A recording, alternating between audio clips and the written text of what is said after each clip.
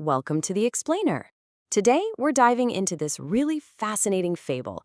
It's all about a well that does a lot more than just show you your reflection. This is a story about the kind of secrets we keep, not from everyone else, but, from ourselves. So, let's kick things off with this line. Wow. That just perfectly sets the stage, doesn't it? See, this story isn't really about what the animals found at the well. It's about what the well found inside of them. It really gets into this idea that sometimes the scariest thing out there is just the truth. Okay, so where does this all go down? Our search for the truth starts in one specific, kind of mysterious spot, deep inside the ancient Kalpavan Forest. And at the heart of it all is a well with a very, very chilling reputation. They called it Such Truth Gakua, which means the well of truth and lies. And during the day, it's just a well. Looks totally ordinary. But at night, that's when it gets weird. It had this strange, unsettling power. It wasn't about reflecting your face. It was about reflecting your fears, your hidden self. What a brilliant and honestly terrifying idea. So you gotta ask, right? Who in their right mind would go and test a legend like that?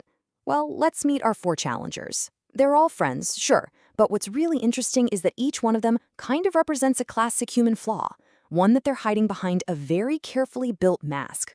All right, first up, we've got Rudra the fox. Now, on the surface, he's the guy with the plan, right? The clever, strategic one. He puts on this whole show of being the smartest animal in the forest, but it's all just a cover. Underneath it all, his real motivation is this deep-seated greed and this absolute terror of just being forgotten. Then we have Golu the wild boar, and this guy is, he's the total opposite of subtle. His whole personality is just one big, loud, boastful performance. He's always yelling about how he's the bravest, but all that bravado, it's just a shield. It's hiding this really crushing fear he has of being seen as small and insignificant. Next up is Mili the deer. And everyone sees Mili as just the sweetest, kindest, most agreeable animal. You know the type, a classic people pleaser. She'll bend herself into a pretzel to make everyone else happy. But all that kindness, it actually comes from this really paralyzing fear that deep down, she's completely worthless. And rounding out our group, we have Tara the owl. She's the wise one, the observer. You get the sense she sees everything. She understands the patterns that everyone else misses. So her mask is this calm wisdom, but underneath it's hiding a really painful insecurity, this fear that all her knowledge is totally meaningless if nobody ever actually listens to her. Okay, so now we get to the main event, the confrontation at the well. It's Golu's bravado and Rudra's greed that really pushes them, and the 4 friends decide, let's do it. Let's challenge this legend at midnight. And this is the moment where every single one of those carefully crafted masks is about to be completely shattered. So Rudra, he steps up first, full of confidence. He leans in and whispers his whole identity into the well. I am the smartest animal here. But the well, it doesn't echo him back. Nope. It just cuts straight through that facade and exposes his real nature with one single, brutal word. Greediest. Then it's Gulu's turn, and he's trying to prove the well is just some silly echo, so he just bellows into the darkness. He shouts about how brave he is, but the well's reply is this perfect, crushing flip of his claim.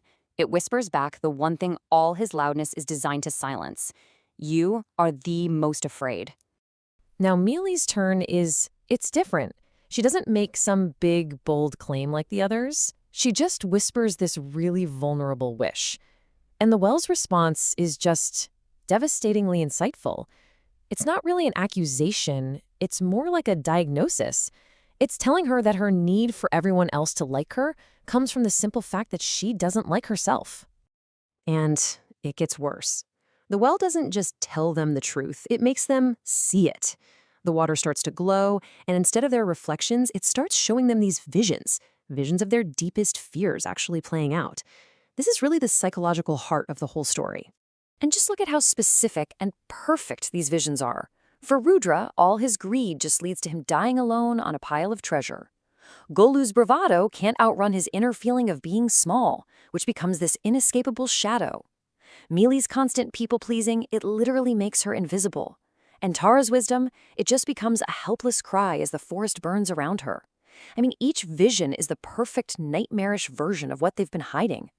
And then the well speaks, kind of with one voice, and it delivers the absolute core message of this fable. Think about that. They came looking for some external monster, right? A ghost. But the well shows them that the real monster, it was inside them the whole time. The thing they were most afraid of was themselves. So this moment, this terrifying moment of self-awareness, it's the breaking point. It's rock bottom. The group is just completely shattered. But as it so often happens, right, this crisis is also the thing that sparks real change. Facing that truth, no matter how painful it is, becomes the very first step toward actually fixing things. And it's Tara, the wise one, who finally pieces it all together. She has this key insight that just reframes the whole experience. That's it, right there. The well isn't some curse, it's just a mirror. The fears it showed them weren't some outside threat. They were self-inflicted wounds that they'd been carrying around in secret. So when Tara asks the well for some kind of guidance, its final response is totally different. It's not harsh or mocking anymore, it's gentle. And the advice it gives is so simple, but so powerful. The way forward isn't to fight the well or run from the truth, it's to just turn inward and finally confront what you've been hiding. And this right here, this table just lays out the aftermath perfectly. Take a look. Each character's transformation is the direct antidote to their fear. Rudra, who is afraid of being forgotten, learns generosity. Golu, terrified of being small, learns vulnerability. It's amazing. They don't just face their flaws, they completely flip them. They turn their absolute greatest weakness into a brand new strength. So what are we supposed to take away from all this? I mean, this is a really powerful story, and it's obviously more than just a spooky tale about a magic well. So let's kind of boil down the moral here. And the central lesson is actually super simple and really elegant. The scariest ghost is the truth we avoid. That's it. Our biggest fears aren't external threats. They're not ghosts in the dark or monsters in the woods. The scariest thing of all is that internal truth that we spend all of our energy trying to avoid. You know, the journey of these four friends really gives us this timeless blueprint for self-awareness. Each one of their transformations teaches us something powerful. True bravery isn't pretending you're not afraid. It's admitting you are. Hoarding things to not be lonely actually just makes you more lonely. If you hide yourself to please other people, you eventually just disappear. And real wisdom means trusting that the right people will eventually listen. And that really just leaves us with one last kind of provocative thought, doesn't it? Well, it's just a metaphor. It's a metaphor for introspection, for that quiet, honest place inside of us. So it kind of makes you ask yourself, right? What truth is your well waiting to tell you?